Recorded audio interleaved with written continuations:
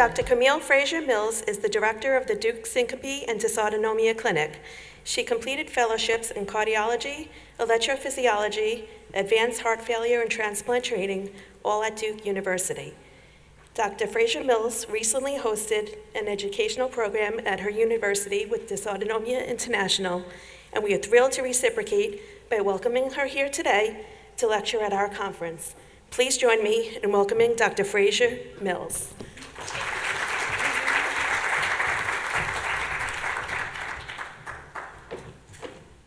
Thank you very much for inviting me. I appreciate Lauren and all of the DI team for the invitation. So today I'm going to talk to you a little bit about POTS and exercise training. There's really two really good articles, and we'll go over that in a little bit of detail. I have a case scenario, and then a lot of times for question and answers. So this is going to be pretty short and sweet, okay? So I have no disclosures related to this talk. Overview, we're going to review the definition of POTS, which you all know by now. We've discussed this at length. We'll talk about briefly some diagnosis and treatment, but what we're really going to focus on is exercise training. So POTS, as you've heard many times today and yesterday, you have orthostatic intolerance, which are the symptoms. It happened with increase of heart rate of greater than 30 beats per minute or a sustained heart rate greater than 120 beats per minute within the first 10 minutes of upright position. And you've had these symptoms for a decent duration. The data would say somewhere between 3 to 6 months at least. It's not associated with other chronic debilitating conditions like prolonged bed rest or medications that cause your difficulty in heart rate and autonomic tone. There's a primary POTS, there's secondary POTS, and we reviewed that a lot just recently. For POTS, you have the most common form would be the partial dysautonomics. You have a 5-to-1 female to male predominance. A lot of times it will happen after a viral illness or pregnancy, surgery, sepsis, trauma. Or some people it's part of when you grew up, when you went through adolescence, and then you just start developing the symptoms. And then you have hyperadrenergic POTS, which again, it's not truly two separate entities, but overlapping. But you have the orthostatic tachycardia along with hypertension, and you have a rise in your upright catecholamines. And then most of us would like to consider to rule out a pheochromocytoma, which would be really important to treat that differently than you would hyperadrenergic POTS. Associated symptoms, you all are very familiar with this. People will have near syncope or syncope, you get lightheaded, dizzy. The brain fog, chest pain, palpitations, sleep disturbances. You have blurred vision, you get venous pooling with aquocyanosis, fatigue, some anxiety, GI disruption, genital urinary problems with urinary retention or chronic recurrent, what feels like infections with more interstitial cystitis, and then the tremulousness that you may develop. Treatment, we reviewed in some detail throughout the course of this conference, but kind of the mainstays, fluid, salt, and compression, which I preach to my patients all the time, and then things that we can give you in prescription form, which would be beta blockers or different medications. You know, I think compression and then avoiding your triggers, using exercise training and head of the bed and some more postural training are also things that we would like to review and make sure everyone is doing. So what about exercise and POTS and what's been published in the literature and what can we learn from that and how can we incorporate that with our patients? So one of the earlier trials that came out, which was from Dr. Levine down in Texas, and what they took was 27 patients who had POTS, and they underwent a slew of testing. I mean, like serious, a lot of tests. They did echoes, they did MRIs, they did blood volume measurements, they did autonomic function testing, the tilt table test, obviously. And they compared that to 16 healthy controls. And then they separated the patients. This was 26 women and 1 man. So what do you know? What do we know about those 27 patients? When I talk about exercise with my patients that come through the clinic, they say, well, I can't do that. I can't do that form of exercise. And so how are those patients that were in the study representative of people that I see on a day-to-day basis? So the patients in the study, about 40% of them had what they called mild POTS. So they only had a 30 beat per minute rise in heart rate. And then the other 50 to 60% had a more severe form where they had a greater than 45 beat per minute rise in their heart rate with standing. They also excluded EDS. So patients who have POTS and EDS were not included in this study. And then also patients who had mast cell were not in this study. So it's not completely representative of patients that you see every day, at least that I see every day in my clinic, but I think it gives us a decent idea. Now, the patients came from various levels of functional status. Some were wheelchair bound, and some were more upright and functional and able to exercise a little bit. So I think that the spectrum of patients that were actually studied, we need to consider that as we talk about the generalizability of the study. So they give you the data here from the hemodynamic, which you can't really read very well, but the patients were similar in size, similar in age, and then the biggest changes were the difference from the things that you would expect. The blood volume for the patients who had POTS obviously was lower compared to the blood volume of the 16 normal controls. And then the LV mass, which is important to note. So the left ventricular mass, the size of the left ventricle, was smaller in the patients who had POTS compared to the 16 normal controls. When the patients did the exercise training, they had 25 or 27 POTS patients started exercise, okay? That's good. And then they ended up with 19 people completing the three-month exercise program. So a 24% dropout rate. And this is 3 months of dedicated exercise. So the next thing I talk about is when patients and I discuss exercise, I discuss that we have to stick with it. And for you, exercise is as important as any pill I give you, okay? Anything that I can do in order to try to make you feel better and improve your quality of life, you have to stick with the exercise program to that same extent. So if they stuck with the exercise program, their blood volume and their LV mass increased. And they had a nice decrease in their supine to upright heart rate. So their POTS, the tachycardia component of it, dropped considerably. And then when they did the tilt table test again on these patients, 3 months after they had done the exercise program, that now 10 out of the 19 who completed the exercise no longer met the criteria for POTS, okay? So that exercise caused enough of a volume expansion, had the heart contracting harder, which then improved the hemodynamics to the point that patients felt much better, okay? And now the felt much better component is demonstrated here and how their quality of life is. And so they all got this form, 36 questions, where they asked them and said, well, how do you feel? And there's various components talking about your functional improvement, and then the second component is talking about your social improvement. And as the larger dots demonstrate, I'm sure there's a pointer somewhere, that you started down here, you ended up here, you started here, you ended here, okay? So that physically and socially, they felt much better, okay? So the exercise had some improvement in their quality of life.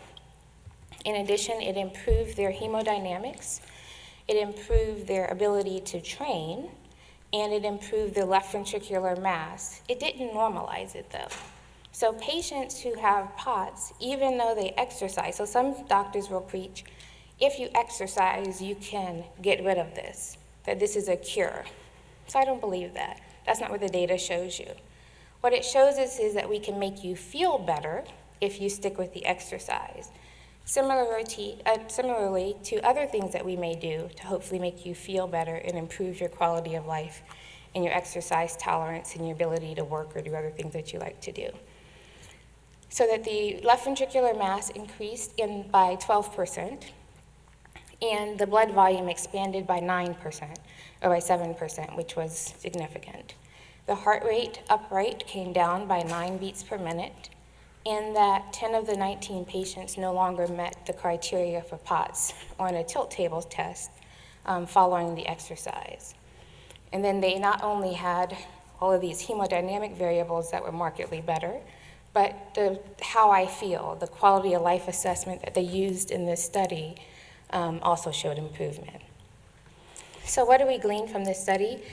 is basically that exercise is good and it can be helpful. But if you don't stick with it, it doesn't work, right? And they only counted the people who completed every session. So what does the exercise protocol look like? Most of you probably have seen it, but it's 3 times a week.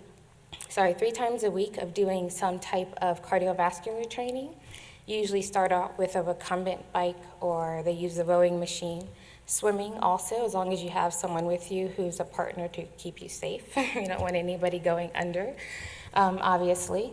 But exercise is really important. And then they graduate, so you add more resistance as you go along the way, and then you move more from a recumbent position to a seated position to an upright position over the course of the treatment. Some patients, I have my patients go through it. We have our Center for Living has an organized cardiac rehab where my POTS patients go. And so they work with them and get them sticking with the exercise and have a prescription for them. You really have to exercise those 4 days a week that we want. So it's usually Monday, Wednesday, Friday, which is an organized exercise session.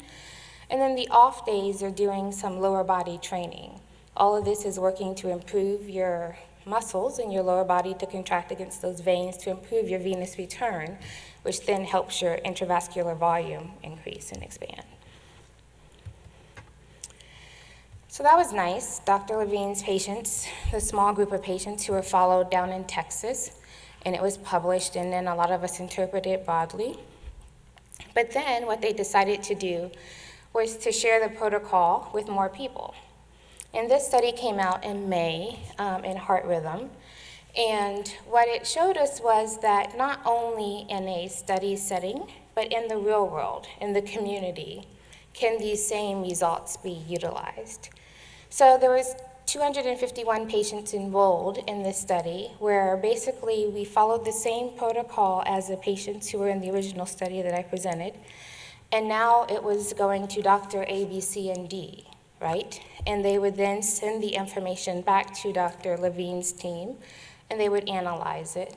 And then the patients were encouraged to do the exercise as described.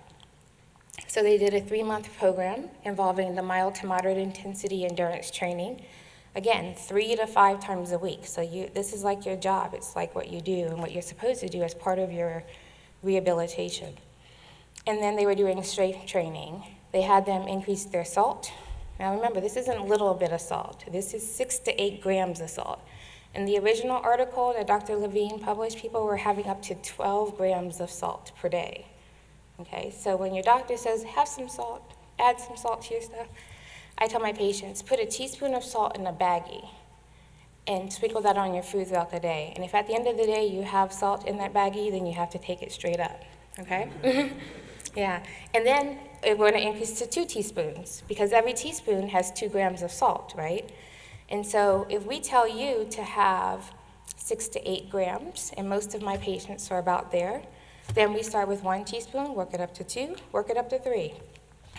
That works better than salt tablets a lot of times, because most salt tablets will irritate the stomach. So if you're encouraged to give a high salt diet, then you need to quantitate it. So just sprinkling a little bit to your food is not enough salt, okay? Or eating pretzels, you need to eat a huge bag of pretzels to get 1 gram of salt, and now you have all those empty calories that, I mean, I don't need, but maybe you do, but I would not encourage that as a way to get your salt in. Okay, let me not digress too much. And then you need to drink your water. So people were drinking 3 to 4 liters of water in the study. So when your doctor says, so you drink your water appropriately, so if you're not drinking 3 liters, then you're not drinking it appropriately. They did a 10-minute stand test, which I think she demonstrated before, similar to the tilt table test, except for you're completely upright on your own and not strapped into a table. And they did the quality of life measure that they did in the other study. So who were the patients? Most of them were young females, 64 kilos in weight. Heart rate went up appropriately for someone who has POTS. Baseline measurement was 78. Standing was 120 plus with a change of 43 beats per minute. And then the breakdown was mostly Caucasian with a few African Americans and Hispanics, and others is listed here. So what happened? Of the 241, 103 actually completed the study. So again, it's hard, right? It's hard to incorporate exercise into your life. It's something that we're all encouraged to do, but it's very difficult to do. And this is an exercise study, focusing on this. So 41% completion rate. If you completed the exercise, though, you found that you had a marked improvement of your upright heart rate. So before versus after, the delta, or the change in heart rate, which is demonstrated here in the black, this was before exercise, and this is after.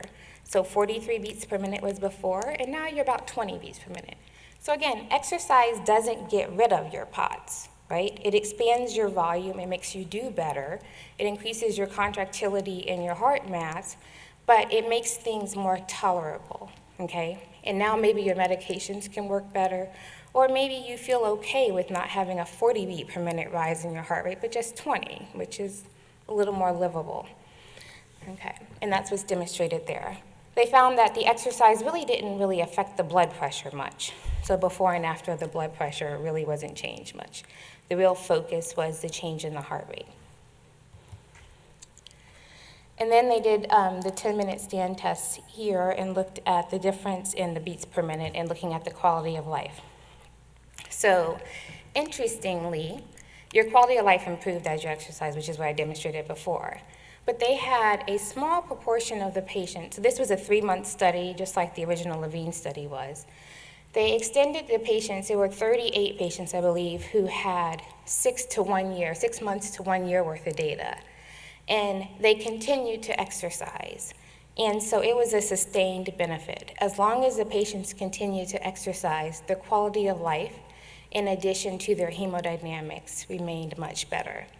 So what we really want to do is to teach people, is it livable to go to cardiac rehab, 3 times a week forever? No. It's a good idea to go to cardiac rehab for a few months as you learn the proper exercise, and then to graduate to home exercise. And what we want to do is have you figure out an exercise program that works with your life. Taking off work and going to cardiac rehab and then going back to work, or having a driver take you back and forth because you're not safe to drive because you pass out, that becomes difficult. And so having the things in your home and in your environment that will allow you to do, the type of exercise that you need to do. So 71% of the patients who completed the program no longer met the criteria for POTS. Again, this is the same thing in the community setting as he saw in the original study. And then that the increase in heart rate was markedly lower after exercise training for 3 months. And then the quality of life measures, again, dramatically improved. And then, sorry, I told you 38 was actually 31 people who had somewhere between 6 months to a year's worth of data. The benefits were sustained.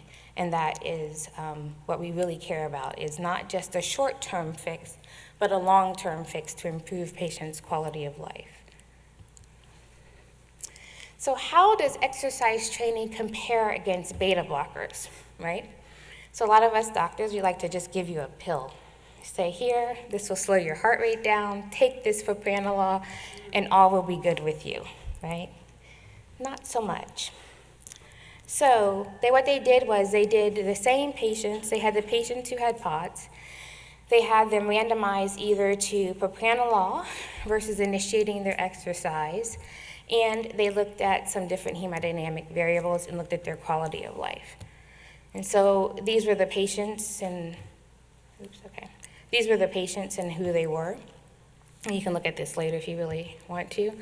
But the main point of it is the patients who did exercise training, their pre versus their post heart rates as listed up here, versus propranolol, it brought down their heart rate, okay? If you took propranolol, your heart rate slowed down versus having nothing, okay? So patients' heart rate improved with propranolol. Their heart rate improved with exercise, not quite as much as it did with the propranolol. But then if you look at, so I won't go in plasma reading, their stroke volume and their cardiac output, it really was no change. So we brought down your heart rate, but we really didn't make that your heart work better by just slowing down your heart rate, okay?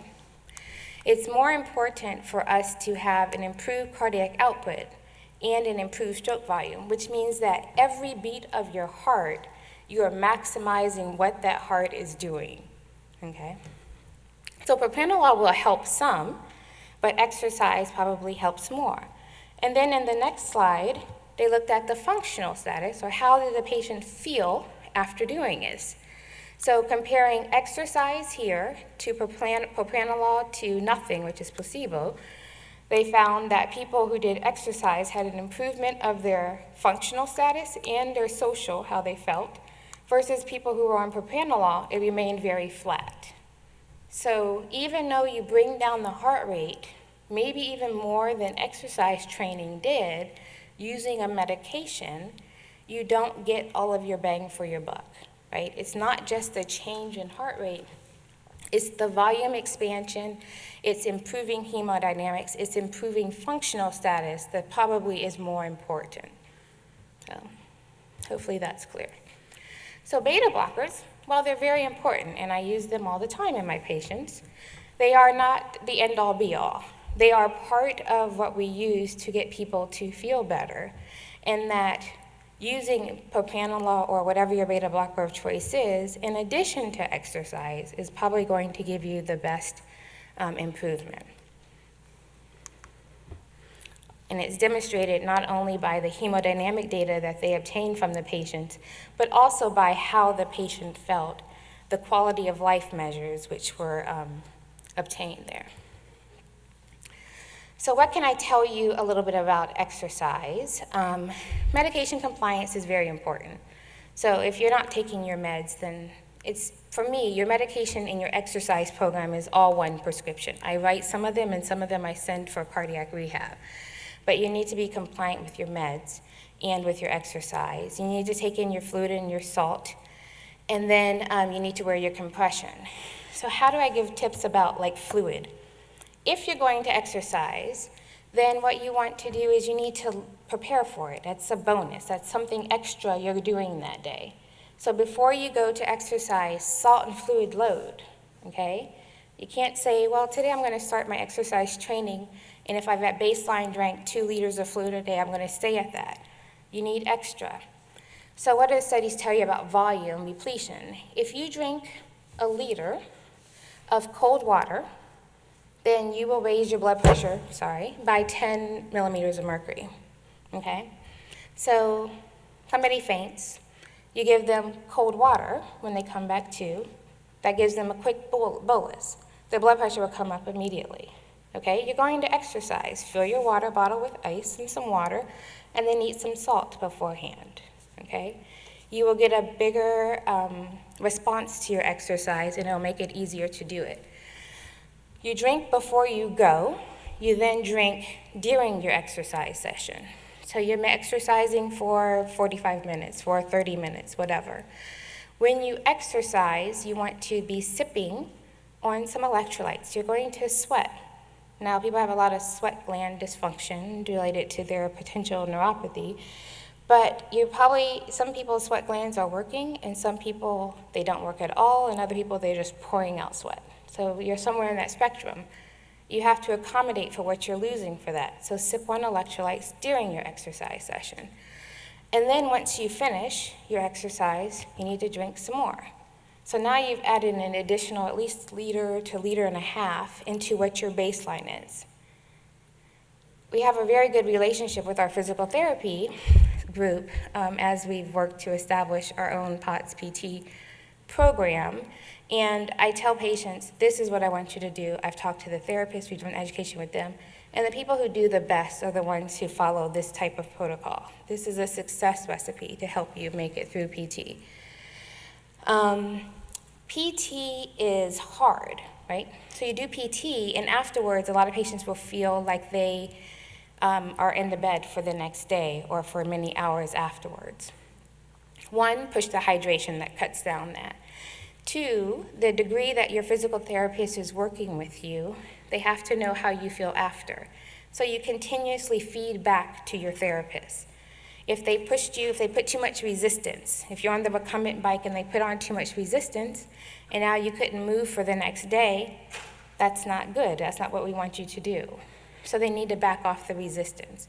If you went in there and you tried to exercise for 30 minutes, but this is the first time you've done it, that may have been a bit too aggressive, and we need to cut down your duration a little bit and work you up to it a little more. So it's important to communicate effectively with your team so that we can help you get through this. I tell patients you have to look for that light at the end of the tunnel. It takes right around 8 to 12 weeks for you to see that this is actually making you feel better. Some people it takes 6 months. I've evaluated 600 plus patients in the past couple of years related to POTS with various forms of dysautonomia, and I tell them it's not tomorrow you're going to feel better. It's really going to be 3 to 6 months. That's why we did tilts at the end of a 3-month period to show you that. And so if you did it at a week after, everyone would feel worse. So what you're feeling is normal and appropriate. Let's see. Quick exercises. So as I'm up here talking to you, if all of a sudden my blood pressure starts to fall, there are measures that will help you boost up your blood pressure quickly. So crossing your legs or standing in some of these positions can kind of help raise your blood pressure. This is from Brian Ochansky's book on syncope, and these are just some measures to keep in mind if you start getting into trouble. Obviously, lying and elevating feet are number one if you're going out, but these are things that you can do as you're standing up here. I'll give you a case study. There's a 29-year-old girl who had, or young woman, past medical history of recurrent syncope. She had POTS, and then she 2 years ago went to her PCP for a sinus infection. Her heart rate was really high. They referred her to a cardiologist. He said, I'm not sure what you have, but you're tachycardic, so let me give you a calcium channel blocker. And then she continued to have symptoms and felt sluggish and had some brain fog and shortness of breath. They thought she may have had fibromyalgia. She really wasn't drinking much. She had some coffee in the morning and kind of sipped on a few other things, but really wasn't taking in much volume, and was eating a low salt diet because she felt, salt is bad and that I really shouldn't be eating much salt. So she came to see us, and we changed her meds around and encouraged her to have fluid more appropriately for what we felt she had. Obviously did testing on her. And then she started wearing her compression and got her blood pressure. We do this program at Duke where patients will use their MyChart account, which is an electronic interface where patients can communicate with me and I back to them regarding their management. I use that a moderate amount since it's hard to get into clinic all the time.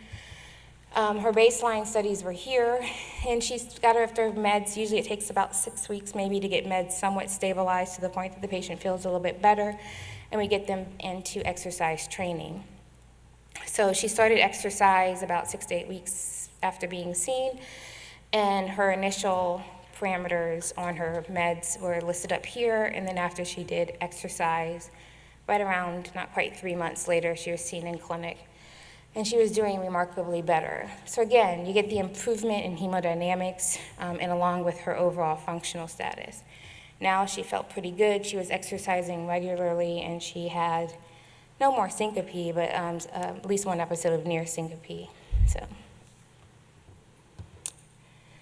So in summary, exercise training is very beneficial in POTS. There's actually good data from not only just isolated study, but looking at it in the community environment, that following at least the Levine protocol is published, with everybody takes some modifications to it, it's probably a good idea. Your blood volume increases, your stroke volume, cardiac output also improves, and your heart rate comes down. And then not only do we see hemodynamic variable changes, but we also see marked improvements in quality of life, which is what you care about, like how you feel in the patients who have POTS.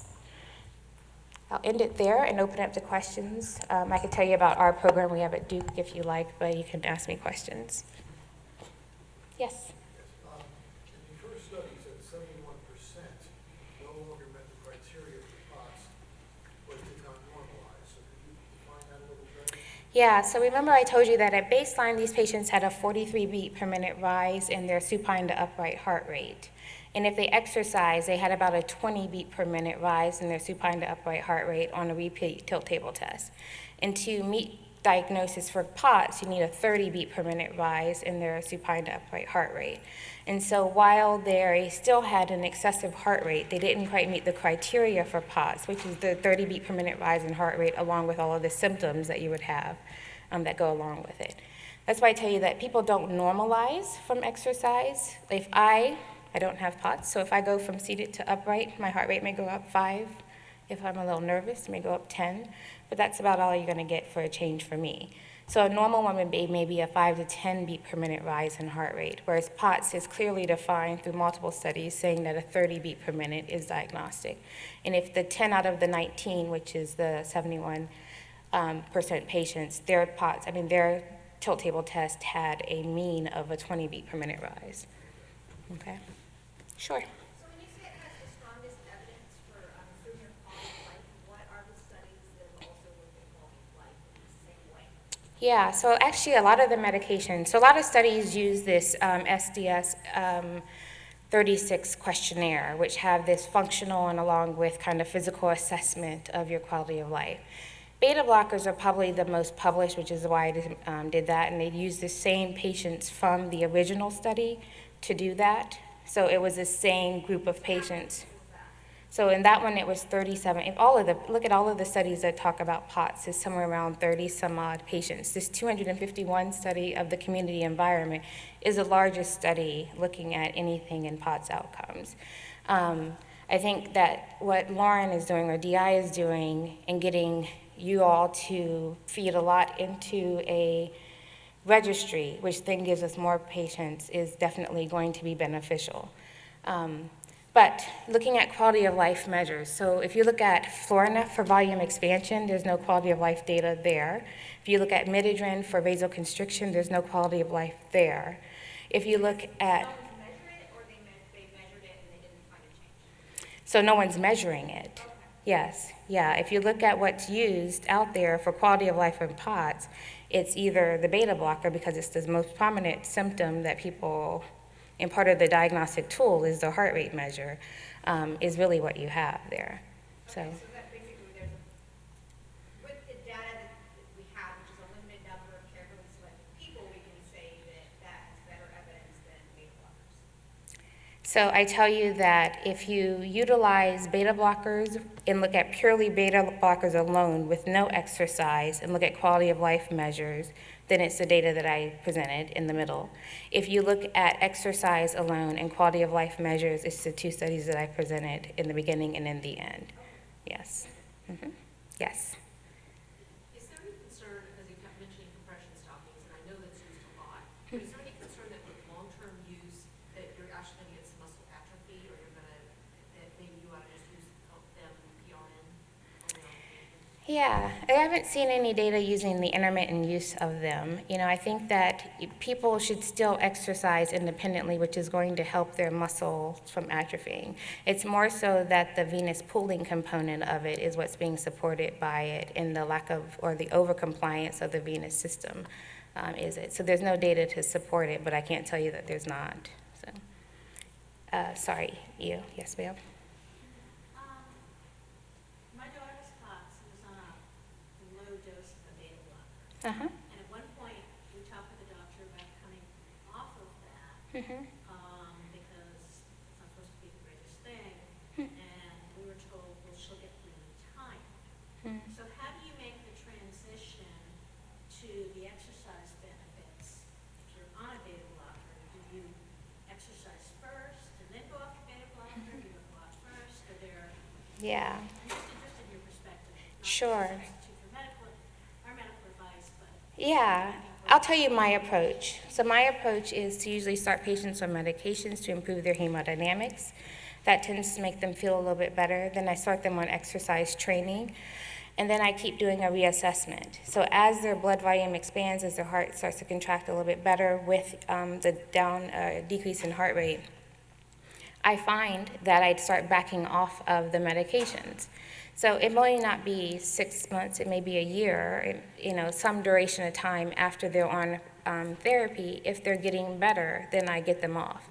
My practice is the medicines are there to help stabilize you, and you still may need them, as she was saying, some compression stockings PRN. Not all of my patients wear compression stockings every single day, all day, People use them in the beginning where they're really not doing well, and as they get better, they tend to decrease the strength because they don't like fighting with them as much, or they wear them intermittently depending on what they have going on for the day. If they're going to be upright for a long time on their feet, then they would wear them that day, but other days they may not wear them.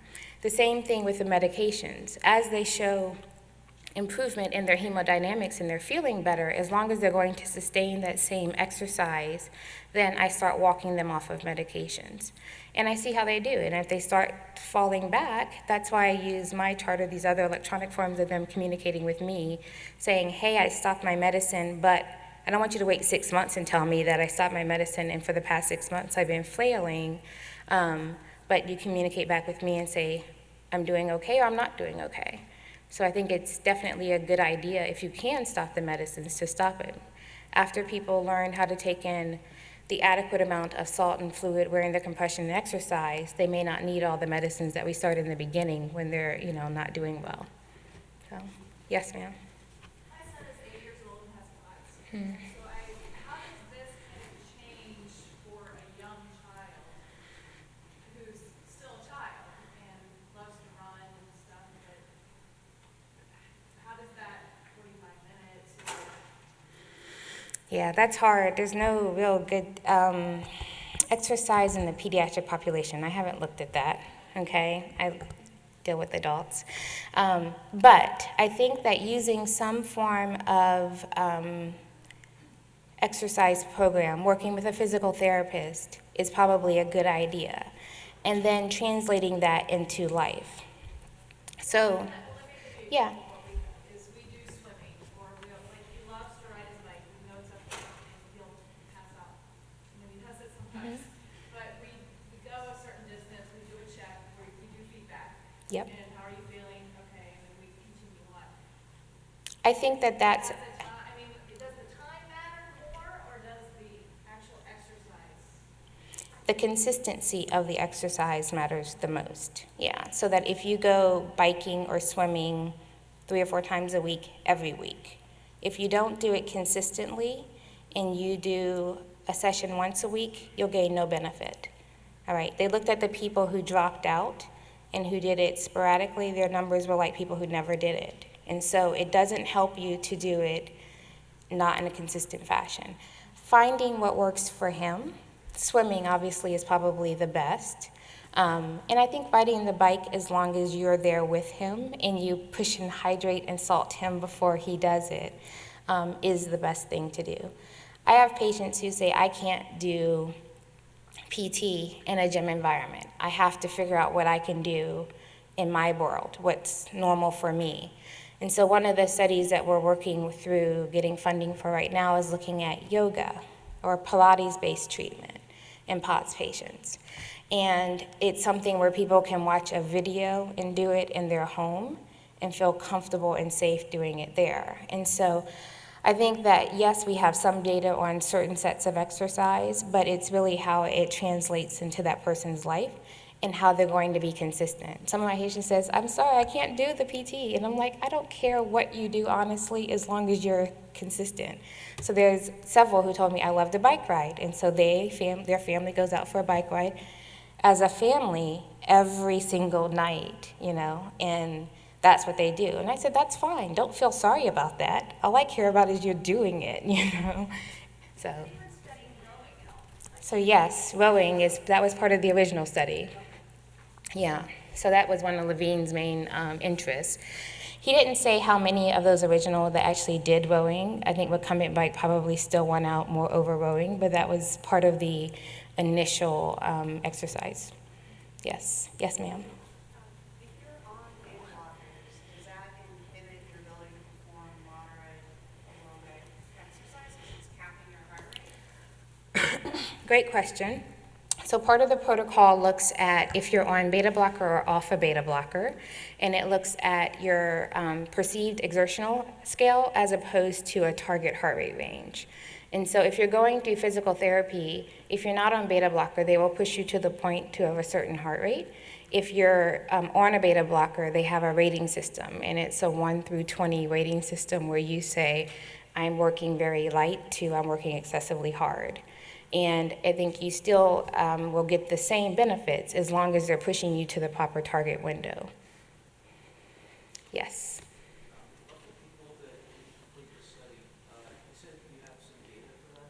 What tests were used to measure those things after they had dropped out, and what did the show? So what they have incomplete data. They have some of the patients who didn't complete exercise yet answered questionnaires and came back for repeat tilt table tests in order to show what their hemodynamics were. And then I saw some information from Levine. He and I were conversing back and forth and looking at it and saying that those people really mirrored people who never started anything. And so I think that it shows that the lack of consistent exercise, you don't gain a benefit.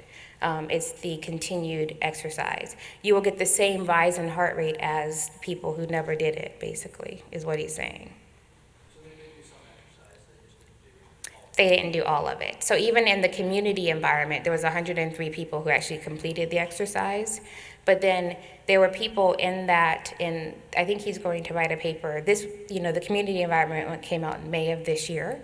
So they had information on patients who exercised some, but not for a total of 3 months. They brought in the window to say for 6 months if they did about 3 months of dedicated exercise within a 6-month time frame.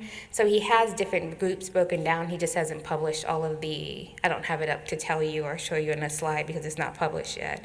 But he has information on the patients who did some exercise but not consistent exercise. Okay, 2 more questions. Yes, ma'am. Okay, so if you have a patient who totally understands and agrees with everything that you presented and said, yes, I totally understand that exercise is important, and then they say to you, well, in my life, I work full-time, I'm a mother, I'm a wife, and somehow I just am really struggling with adding this to my day-to-day routine. How do you work with them to try to get them to get over that hump and to make this as part of their life? Yeah, great question.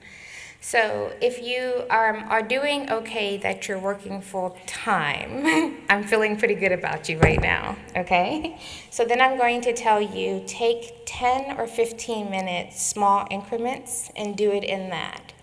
So that if you consistently exercise for a decent duration for 10 or 15 minutes, but your total exercise duration is going to be 30 to 45 minutes a day, and you religiously, consistently do this exercise, I can't tell you from the study, but I will say you will obtain the same benefit. So just like all people should exercise. Everyone should exercise, right? And so we have information in a more general population showing that small increments of exercise is as good as one large duration of exercise. And so I would tell you that data probably would interpret to this. Was that studied in the POTS population? No. So I can't tell you with 100% certainty, but I can tell you that as a part of overall health, it's been studied for cardiovascular benefits in general for heart disease, etc. It's been studied, women and men, and these small increments of exercise are just as good.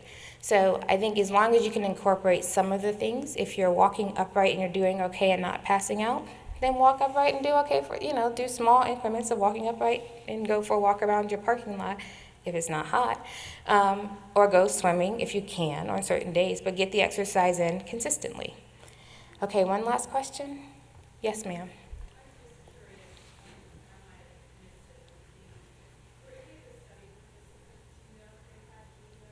Yeah, they excluded, I mentioned that. So in the original 37 from the original trial, that was excluded, and they clearly documented that they excluded the EDS patients. I think that exercise is important in EDS patients as well, but you have to be mindful and very joint-sensitive exercise.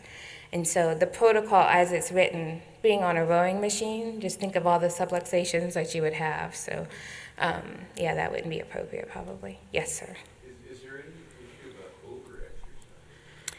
Yeah, so a lot of my patients were major athletes before they started or before they had the diagnosis of POTS. And so getting people to reset their new functional status and look towards their goal of having a higher, but maybe not quite as aggressive as they were before, is very important. So if you overdo it, so like I told you, when you go to PT and your physical therapist says, you look like you could probably do this, and they crank up the resistance on it, and then you go home and you're out for the next 2 days, that's too much. And I say if patients aren't going through PT but they're following the protocol, then I say you have to have a partner that can encourage you, but then can also stop you and not let you do too much. Because you being on your back for 2 days is only going to set you back, right? So yes, overexercise is not in your best interest either. All right, thank you very much.